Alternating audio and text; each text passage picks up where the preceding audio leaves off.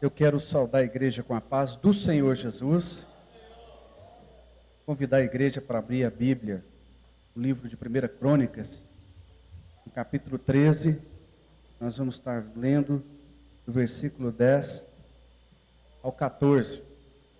Enquanto os irmãos vão localizando aí a passagem do livro sagrado, eu quero agradecer essa rica oportunidade que nos é concedida de poder estar aqui hoje, sendo o canal de Deus para transmitir a palavra do Senhor à igreja.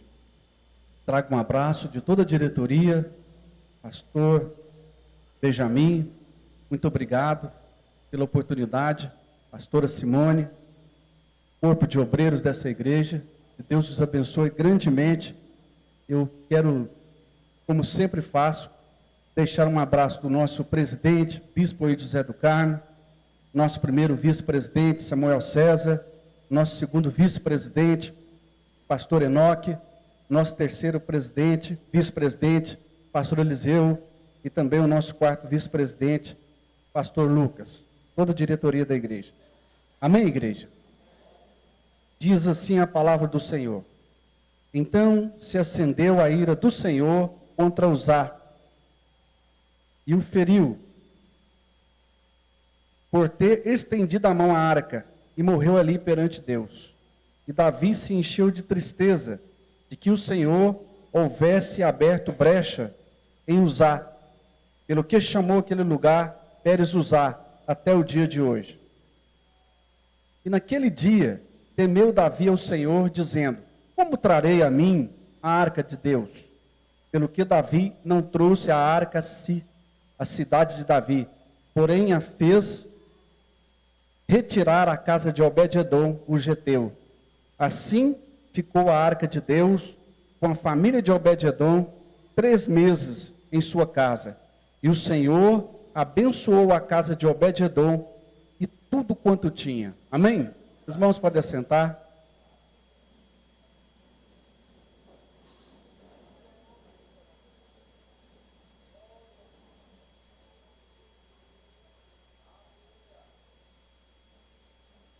Quando nós analisamos a passagem que acabamos de ler, eu quero até dizer, se eu fosse dar um título para essa mensagem, eu diria: a presença de Deus na casa de Obed-edom.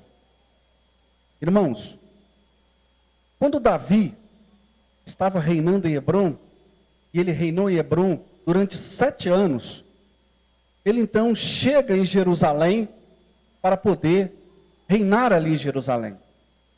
E quando Davi chegou em Jerusalém, ele fez uma pergunta de um homem que tinha o coração segundo Deus. O coração de Davi era um coração voltado para o Senhor.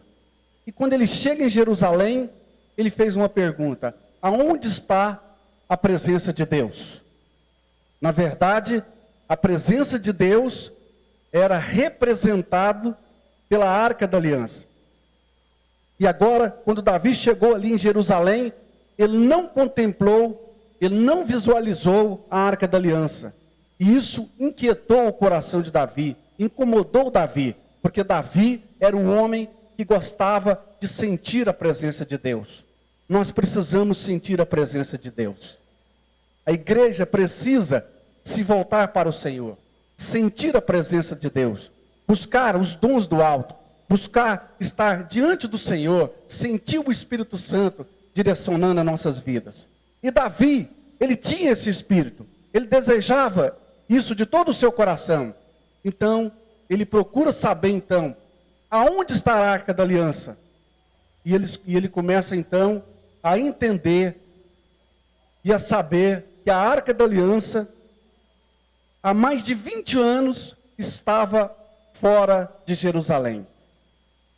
O povo havia se esquecido da presença de Deus, porque o seu antecessor, Saul, não teve nenhuma preocupação em saber onde estava a Arca da Aliança, porque ele não tinha compromisso com Deus.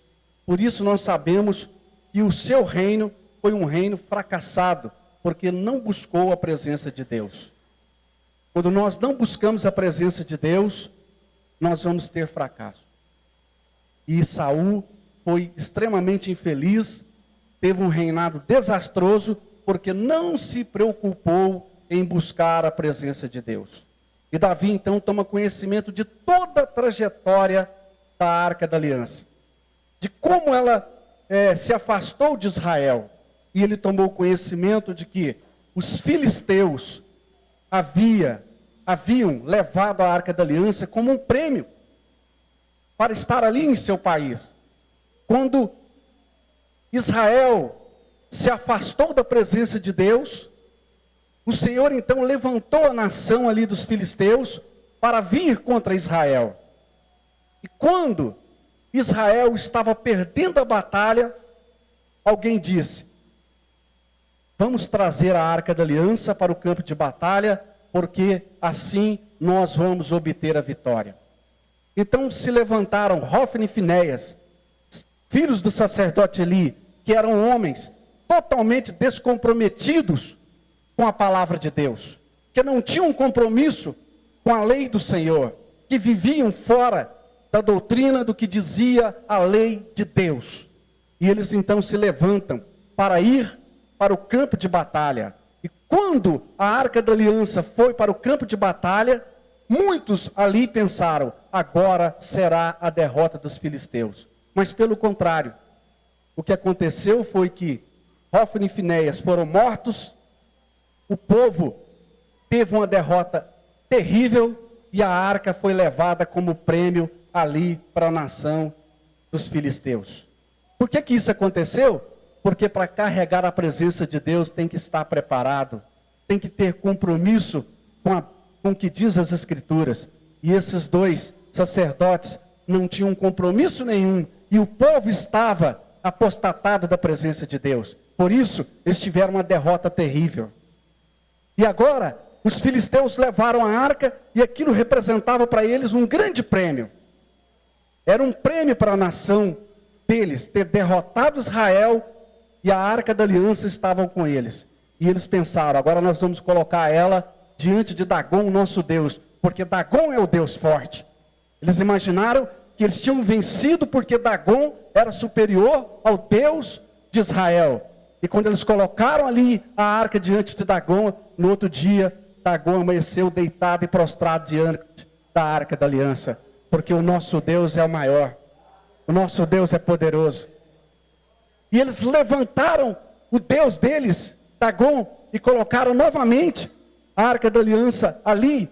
E aí no outro dia foi terrível. Dagom amanheceu com o pescoço cortado, com as mãos cortadas, diante da Arca da Aliança. E a partir daquele dia, Deus levantou pragas terríveis no meio dos filisteus. Hemorroidas por todas as partes no povo filisteu. Ratos por todas as partes. Uma praga terrível. E eles perceberam: a Arca da Aliança é que tem feito nós passarmos por todos esses problemas. É o Deus de Israel que tem feito nós passarmos por todos esses problemas.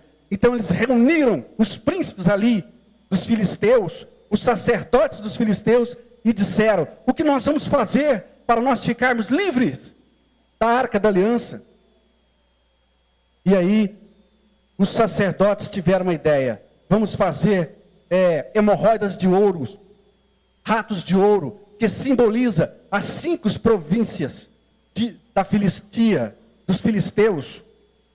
Então eles fizeram isso, colocaram a Arca da Aliança numa carruagem com bois, e fizeram com que ela fosse se afastando da nação dos filisteus, e ela chegou então em Bet-Semes.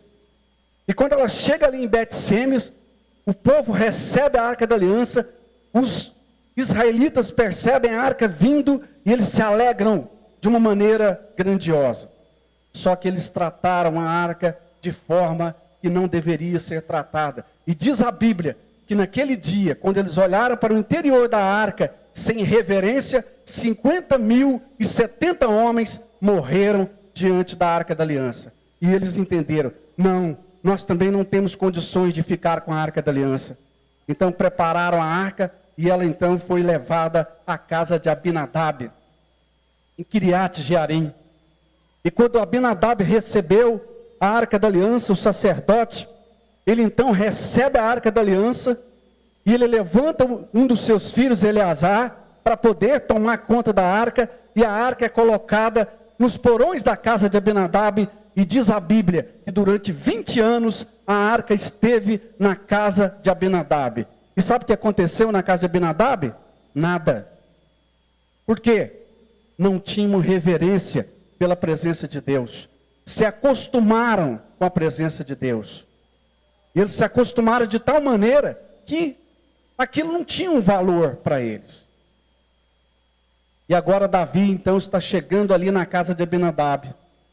Depois que ele reuniu todos os seus capitães de 1000, de 100, os príncipes, ele então entendeu que ele deveria mesmo trazer a Arca da Aliança. Só que os sacerdotes não comunicaram a Davi a forma que a Arca da Aliança deveria ser trazida até Jerusalém. Havia uma forma de trazer a Arca da Aliança. Deus, quando nos chama, Ele quer que nós tenhamos reverência pela sua palavra, reverência pelo seu poder. E eles não tinham essa reverência. O sacerdote simplesmente não disse nada para Davi. E Davi estava agora entusiasmado, eufórico. Ele reúne 30.000 pessoas. E ele disse: vamos agora trazer a Arca da Aliança. Porque Davi entendia que o dia que a Arca da Aliança chegasse em Jerusalém, a bênção de Deus estaria sobre a cidade de Jerusalém. E Davi não estava errado, estava certo. Porque aonde tem a presença de Deus, tem bênçãos, tem vitórias, tem livramentos, tem prosperidade. Davi tinha certeza que tudo isso iria acontecer. E ele estava eufórico, alegre. E ele então chega ali na casa de Abinadab. E Abinadab, irreverente como sempre, levanta Uzá e Aiô para que eles pudessem, seus filhos, conduzir a Arca da Aliança. Mas não disse como que deveria ser conduzido. Colocaram a Arca da Aliança em carruagem, com bois. E foram pelas ruas, indo em rumo na cidade de Jerusalém. E quando eles estão indo para a cidade de Jerusalém, o que acontece? Os bois tropeçam, Uzá levanta a mão para segurar a Arca da Aliança, e quando ele levanta a mão para segurar a Arca da Aliança, ele é fulminado e tem morte instantânea. Aquilo trouxe uma tristeza terrível sobre a vida de Davi. Davi então começou a pensar: o que aconteceu? Por que o Senhor fez isso?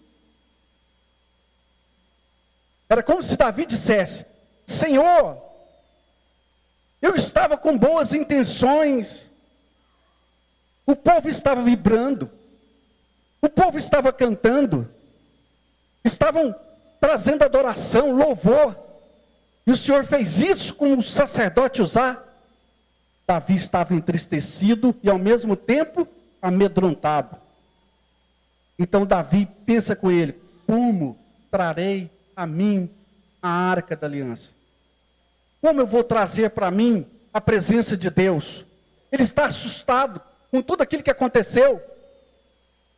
E Davi então está caminhando, e ele de repente ele avista na beira do caminho uma tapera, e lá na beira do caminho estava lá Obed-edom. Obed-edom, Obed, escravo, Edom, descendência dos edomitas, da linhagem de Esaú.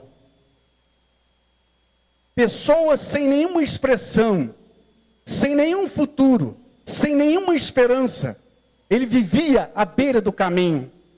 A Bíblia diz que todos aqueles que viviam à beira do caminho eram homens pobres, marginalizados pela sociedade da época. Eram cegos, aleijados, ladrões. Eram pessoas que necessitavam da ajuda do próximo para sobreviver. Então muitos teólogos entendem que Obed-edom era um pedinte que estava à beira do caminho, porque a sua propriedade não produzia nada. Ele vivia numa pobreza extrema. E diz a Bíblia que a mulher de Obed-edom era estéril. Era uma mulher triste. Porque naquela época, a mulher que não pudesse ter filhos, ela era marginalizada por toda a sociedade. Então era uma mulher sofrida, triste, sem esperança de mais nada. E esse casal estava ali à beira do caminho e a esperança deles era zero. Mas Davi disse: vamos levar a arca da aliança para a casa de Obed-edom. E quando a arca chegou na casa de Obed-edom, Obed-edom, diferentemente de Abinadab, de Eleazar, de Uzá, de Aiô, ele teve reverência pela arca da aliança. Ele reverenciou a arca, mesmo não sendo israelita, ele reverenciou. Para ele foi motivo de muita alegria. Como? Eu sou tão pequeno, eu estou à beira do caminho, moro numa tapera, mas a arca da aliança, a presença de Deus, do Deus Todo-Poderoso, do Deus de Abraão, de Isaac e Jacó, vai estar diante de mim. E agora, Obed-edom levanta todos os dias pela manhã, e antes dele ir trabalhar, ele reverencia a presença de Deus. Ele chora na presença de Deus, ele se alegra, porque a arca da aliança está diante dele. E Davi, imagino eu, colocou alguns soldados na região. Ficam aí, vamos ver o que vai acontecer, para que depois a gente possa ter uma tática de como nós vamos levar a arca da aliança para Israel, para Jerusalém. Vocês vão ficar aí fazendo uma campana, vão estar aí vigilantes, para ver o que vai acontecer com esse casal, o que vai acontecer com a vida deles. E depois disso, vocês vão me informar, para que eu possa tomar uma decisão. E agora os soldados estão ali distantes, observando a casa de Obed-edom. E todos os dias, Obed-edom levanta pela manhã e adora a Deus. Busca a presença de Deus. Louva a presença de Deus. E de repente, Obed-edom começa a olhar para a esposa dele. Ela não está mais feia como antes. Não está mais entristecida como antes. Ela está alegre. Ela está feliz. E Obed-edom então começa a ter um amor maior ainda pela sua esposa. Deus começa a trabalhar na vida sentimental daquele casal. E aquela mulher que era estéril, agora se une ao seu marido Obed-edom. E para surpresa de todos eles, ela se engravida, porque a presença de Deus estava ali. Deus estava começando a mudar a história de Obed-edom. Como é tremendo quando a presença de Deus entra na vida de uma pessoa, e essa pessoa reverencia a presença de Deus. Muitos não se preocupam da forma que estão vivendo diante do Senhor. Às vezes, a presença de Deus entrou na sua vida, mas você fez como Abinadab, desprezou a presença de Deus. Mas Obed-edom, ele reverenciou a presença de Deus. E de repente, aquela tapera, que não tinha água, não tinha nada, começa a botar água. Deus começa a trabalhar a agricultura à volta da casa de Obed-edom. Deus começa a trabalhar a pecuária ali na casa de Obed-edom. E aquele homem que vivia numa tapera, pobre, sem esperança de mais nada, agora está produzindo muitos frutos. Ele levanta pela manhã e ele vê a sua lavoura produzindo. E todos que estão ali à volta começam a dizer: o que está acontecendo com aquele homem? O que mudou na vida daquele homem? Como pode? Ele era um miserável, vivia pedindo esmola, agora ele se torna um agricultor próspero. E Obed-edom agora estava ganhando um status social ali na redondeza. Deus havia transformado a vida de Obed-edom. Aquilo que não tinha esperança, Deus multiplicou em bens na vida dele. Sabe por quê? Reverenciou a presença de Deus. Nós precisamos reverenciar a presença de Deus. E Deus então começa a trabalhar e trabalha na vida de Obed-edom. A mulher está feliz, vai ser mãe. Ele agora é um pecuarista, um agricultor. Em poucos meses, 3 meses. Mas Deus trabalha algo maior na vida de Obed-edom. No 3º mês, Deus faz uma restauração no coração de Obed-edom. Uma restauração espiritual. E aquele momento, Obed-edom sente tanta presença de Deus, que ele diz o seguinte: eu jamais vou sair da presença de Deus. Vale a pena servir esse Deus. Como é bom servir o Senhor. E passado aqueles 3 meses, Deus havia transformado totalmente a vida de Obed-edom. De pobre, num próspero agricultor. Da mulher dele, de uma mulher estéril, entristecida, de uma mulher alegre, agora grávida. E a vida espiritual deles havia mudado. E de repente, aqueles soldados entendem: nós temos que dizer a Davi o que está acontecendo. E um daqueles soldados vai como mensageiro até Davi. E quando ele está chegando diante de Davi, Davi está louco para saber notícias do que aconteceu na casa de Obed-edom. E Davi já pergunta, imagino eu de longe: o que aconteceu? Obed-edom morreu, a mulher dele morreu, acabou tudo. Não, Davi. O homem agora está rico, está próspero. Deus está abençoando a vida dele. Ele agora é respeitado, ele não é mais pedinte, ele não é mais miserável, porque a arca trouxe prosperidade, a arca trouxe alegria na casa de Obed-edom. Quando nós buscamos a presença de Deus, o Senhor multiplica a vida dele nas nossas vidas. E quando ele entra nas nossas vidas, o Senhor transforma nós de uma maneira especial. Quando Davi soube disso, ele entendeu: então agora eu tenho que buscar realmente a arca da aliança. É verdade? Obed-edom está próspero? Não aconteceu nada? Davi, você lembra que em volta da casa dele era tudo seco? Não, agora está produzindo. Agora tem romãs, agora tem uvas, tem tudo ali na casa dele. Você lembra que o gado dele era raquítico, agora é o melhor gado da região. Você lembra daquela mulher feia, sem esperança de mais nada, está bonita, está grávida? Porque a presença de Deus entrou na casa de Obed-edom.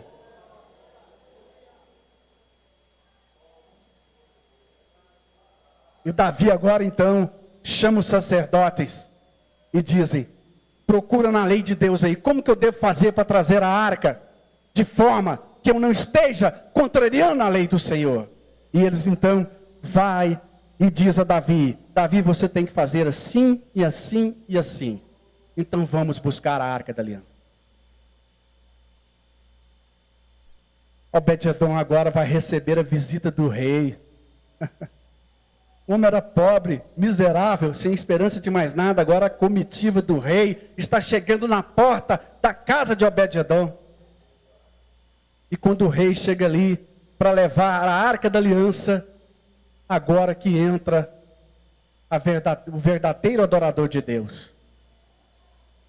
Quando Davi chegou ali para buscar a arca da aliança, Obed-edom deveria pensar assim: agora eu estou rico, Deus já me abençoou, deixa a arca da aliança embora. Eu vou cuidar da minha fazenda, eu vou cuidar das minhas coisas. Mas Obed-edom disse com ele mesmo: eu quero ir aonde a arca da aliança for. Eu jamais quero abandonar a presença de Deus. Alguém dizia para Obed-edom: Obed-edom, agora é hora de você desfrutar da prosperidade que Deus te deu. Você vai abandonar essa fazenda, você vai abandonar esse gado, você vai abandonar essa lavoura pronta para colher os frutos. Eu quero estar aonde a presença de Deus esteja. Isso para mim não tem valor. O valor para mim é eu estar na presença de Deus. E eu imagino ele chegando para Davi dizendo: Davi, eu quero ir, eu quero acompanhar a Arca da Aliança. E alguém dizia, não, mas ele não é levita, ele não é hebreu. E ele dizia, não, mas eu quero ser pelo menos o porteiro. Mas eu quero estar diante da arca. Eu não posso mais viver sem a presença de Deus.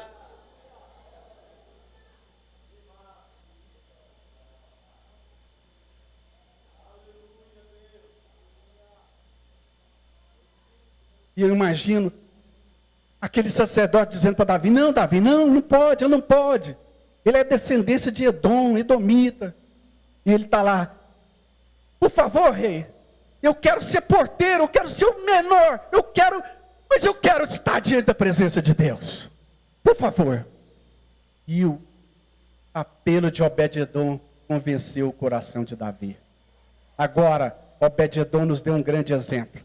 Ele não estava buscando a Deus por interesses pessoais, mas ele estava buscando a Deus porque ele era adorador. Ele estava adorando a Deus em espírito e em verdade. Não importava se Deus estava abençoando ou não, ele queria servir a Deus. Ele não estava preocupado com os bens materiais, ele estava preocupado em servir a Deus em espírito e em verdade, em buscar a presença de Deus. E agora Obed-edom abandona tudo e segue o caminho de Jerusalém para estar diante do Senhor. Os irmãos estão entendendo? Ele abandonou tudo. Você imagina uma pessoa que era pobre, se torna rico, e depois despreza a riqueza para servir a Deus, sem saber o que virá pela frente? Tão somente porque ele queria fazer a vontade de Deus? E ele segue o caminho. Davi agora sabe como conduzir a Arca da Aliança. E agora, diz os historiadores da teologia, que eles davam 7 passos, paravam e sacrificavam o Senhor. Davam mais 7 passos, paravam e sacrificavam o Senhor. Durante 12 quilômetros. E a arca agora estava carregada pelos sacerdotes. Como deveria ser. Não em carruagem de bois. E agora a arca chega em Jerusalém. Obed-edom se torna porteiro do templo. Mas Deus sempre abençoa aqueles que têm compromisso com o reino de Deus. Quando ele chega ali, e ele é porteiro, está ali o tempo todo, mas está feliz. Alguém poderia dizer, Obed-edom, você não está com saudade da sua fazenda, do seu gado, da sua agricultura? Não me faz falta alguma, porque eu sinto alegria na presença de Deus. E Deus coloca no coração de Obed-edom, ele agora quer ser um adorador, ele quer ser músico, ele aprende música e passa a ser um adorador na casa do Senhor. Ele se esforça para ser um adorador na casa do Senhor. E agora, ele vai crescendo na presença de Deus. Ele se torna chefe de mais de 60 homens ali na presença da Arca da Aliança. E ele vai crescendo, vai prosperando. Ele vai se tornando um homem de muita importância ali em Jerusalém. Davi olhava para Obed-edom diferente. Ele via algo diferente na vida daquele homem. Por quê? Reverenciava a presença de Deus.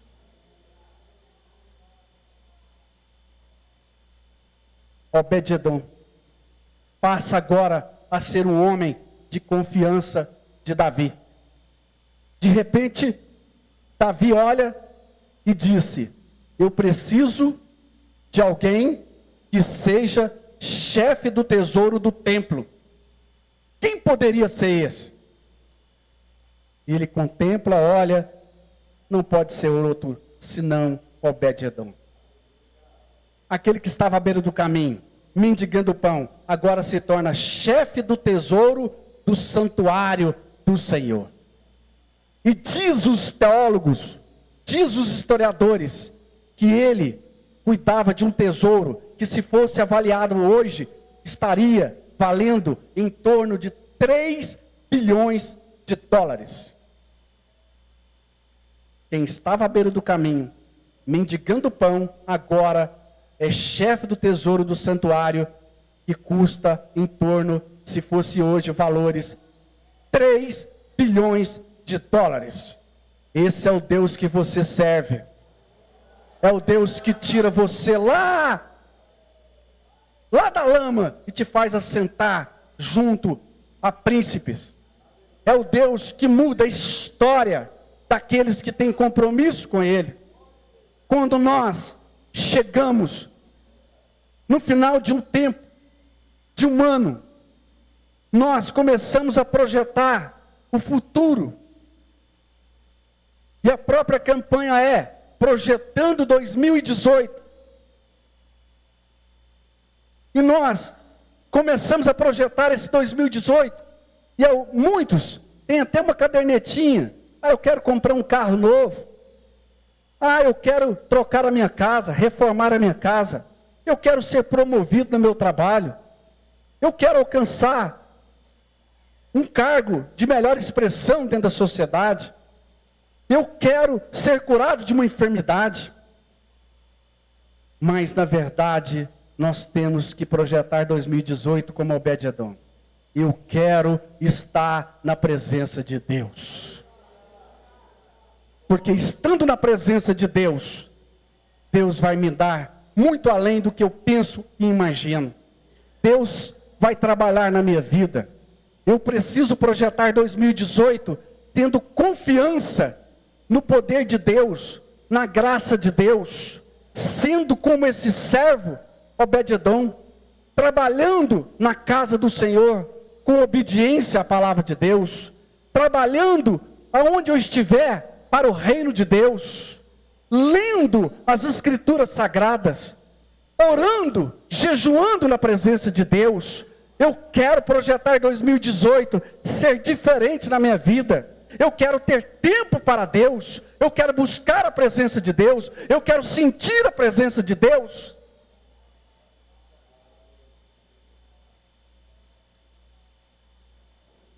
Quando vai chegando o final de um ano, nós começamos a projetar o próximo ano.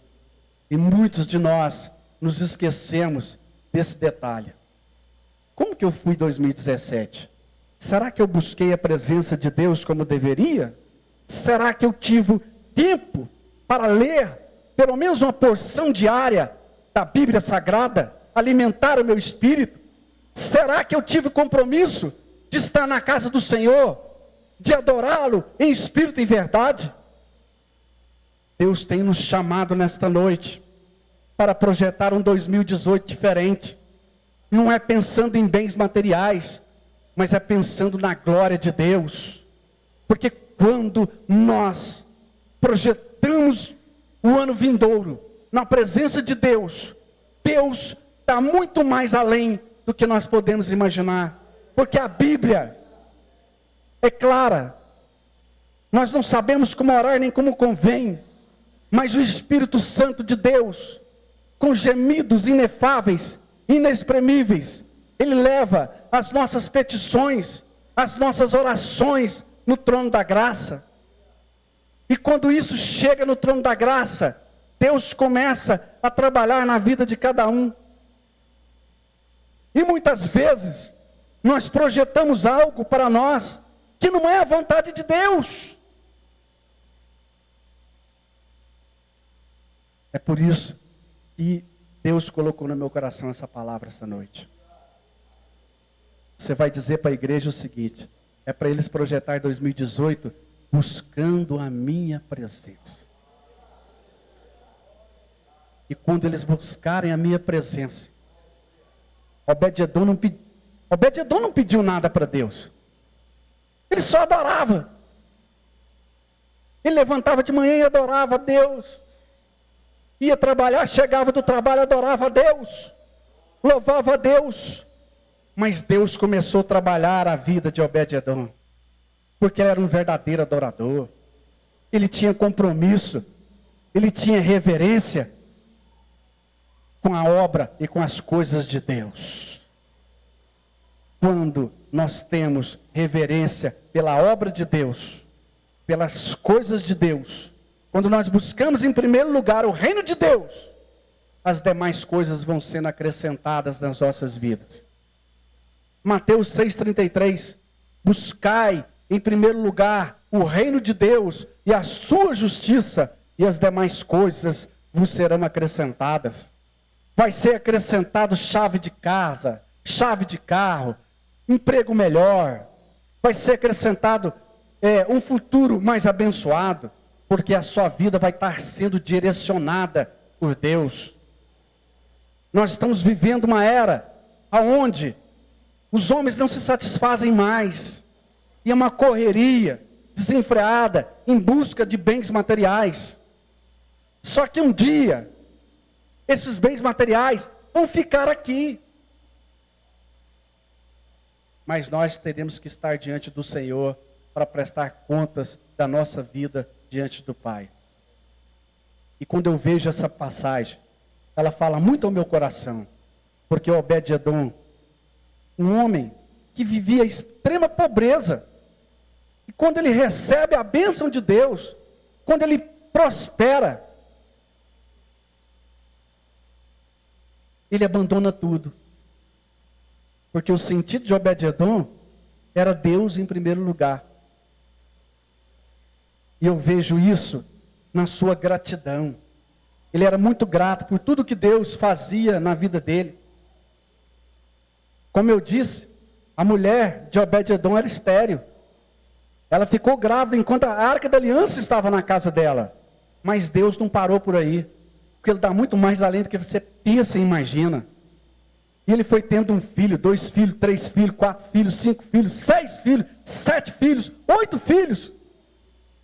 E em todos os filhos de Obed-edom, ele agradecia a Deus. Se não vejamos, ele colocou o nome deles, Semaías, ouvido por Jeová. Jeová me ouviu a minha mulher.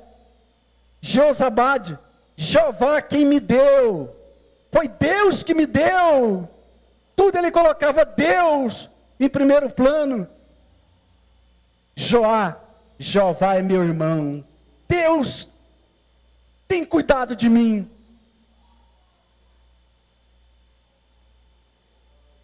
Só o Senhor é Deus. Issacar, ordenado, ou seja, eu não fiz nada, mas Deus me pagou. Ordenado. Deus cuidou de mim. Natanael, meu amigo é Deus. Meu amigo é Deus. Em tudo, nos seus filhos, tudo que acontecia na casa de Obed-edom, ele reverenciava a Deus. Ele louvava a Deus. Ele engrandecia a Deus. O poder de Deus.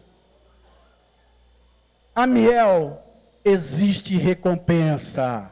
Existe recompensa para quem anda na presença de Deus.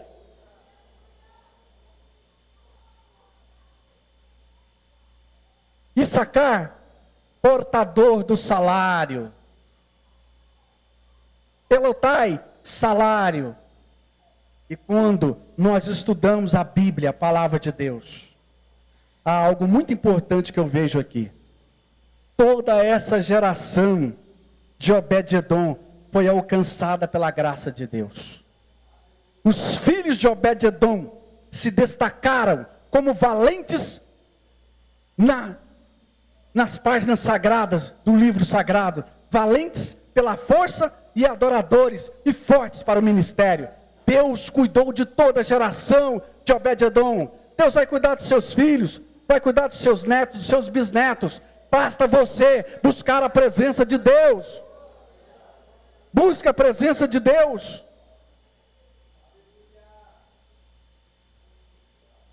O Evangelho de João, no capítulo 15, versículo 5, diz assim: eu sou a videira, vós os ramos, quem permanece em mim e eu nele, esse dá muitos frutos.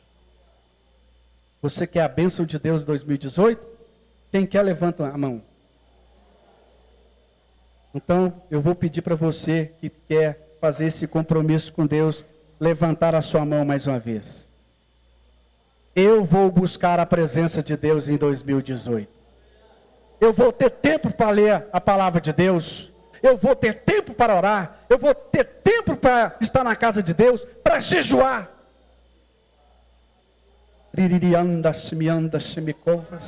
Amalequia, Amalehás. Deus Todo-Poderoso. Quando você fizer isso, eu queria voltar aqui no final do ano de 2018. E aquele que fizer isso, vai estar aqui testemunhando coisas que Deus fez, que você nem imaginava, que você já estava por perdido, mas Deus fez. Porque Deus recompensa aqueles que o adoram em espírito e verdade. Vale a pena nós estarmos na presença de Deus. O mundo moderno exige de nós cada vez mais trabalho, cada vez mais competição, cada vez mais ter. E isso vai tirando o nosso tempo, vai tirando nós de estarmos na presença de Deus. Aí eu me lembro das duas, Marta e Maria.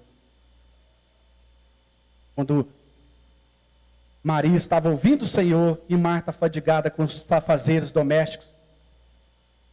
E ela disse para Jesus, olha aí, vê se manda ela me ajudar. E Jesus disse, Maria escolheu a melhor parte. Essa ninguém pode tirar dele. A melhor parte é buscar a presença de Deus. Amém? Os irmãos se coloquem de pé. Eu quero encerrar orando a Deus, agradecendo por essa rica oportunidade. E como profeta de Deus nessa noite, desejar um 2018 na presença de Deus para cada um de vocês. E depois vocês vão me dizer o que Deus fez na vida de cada um. Porque Deus é grande, é poderoso, e a sua palavra não vai voltar vazia. Ela vai ser honrada, porque Deus honra a sua palavra. Só para encerrar, eu vou dar um pequeno testemunho de como Deus ouve a nossa oração, mesmo quando nós não depositamos tanta confiança nessa oração. Certa feita eu visitei um asilo, e quando eu cheguei naquele asilo, os velhinhos, eles se tornam como crianças. Eles ficam brigando um com o outro, vocês sabiam disso? E um daqueles velhinhos havia destruído, parece brincadeira, mas é verdade, destruído a dentadura de uma das velhinhas ali. E eu cheguei no quarto daquela velhinha, eu e minha esposa. A minha filha está ali, chegou agora, a Priscila. Era criancinha, dos 3 anos. E eu disse, o que foi com a senhora? Você está tão triste. E ela com a mão tampando a boca. Roubaram a minha dentadura. Parecia ser uma coisa de brincadeira, né? E eu era novo convertido. Foi o meu primeiro ano de evangélico. E eu disse para ela, não, eu vou orar para a senhora e Deus vai reverter esse quadro. E ali nós oramos. E eu fui embora para casa. Mas Deus foi me incomodando durante a semana. E eu fui lendo a Bíblia e Deus foi falando, fé sem ação é morta. Você orou, mas por que você não compra dentadura para ela? Mas Deus queria mostrar para mim o poder dele. E eu falei para Eliette, vamos voltar lá. E eu vou conversar com a direção lá e nós vamos providenciar a dentadura para aquela mulher. Para aquela senhora. E quando eu cheguei lá, que eu fui em direção ao quarto daquela mulher, ela estava sorridente. Os dentes estavam nela, na boca dela. E ela disse, aquela oração que você fez, tinha 2 anos que o meu irmão não me visitava, ninguém me visitava. Meu irmão me visitou essa semana e ele comprou essa dentadura para mim. E agora eu estou aqui alegre. E eu lembrei da oração e falei, Deus é fiel. Eu orei sem muita confiança, mas Deus fez e deu a vitória. Porque Deus é fiel. Às vezes você vai pensar, eu vou buscar a presença de Deus, eu vou orar. E às vezes bate aquela desconfiança. Mas no final Deus vai te mostrar, vale a pena você me buscar. Vale a pena você me servir. Oremos. Senhor nosso Deus e Pai, nós te louvamos, nós te adoramos, nós te engrandecemos, porque Tu és Senhor dos senhores. E é na Tua palavra, Senhor, que nós confiamos. que o Senhor possa nos dar força, para que 2018 nós possamos buscar mais a Tua presença, nós possamos sentir mais a Tua presença, ter mais compromisso com a Tua obra, buscar mais a Tua palavra, ler as Escrituras, orar mais, estar diante do Senhor, que o Senhor possa derramar sobre nós esse desejo ardente de Te servir em espírito e verdade. Assim nós oramos, assim nós pedimos, ó Pai, em nome de Jesus, em nome de Jesus. Amém? Eu agradeço essa rica oportunidade que tive de estar aqui com os irmãos nessa noite. Pastor Benjamin, muito obrigado.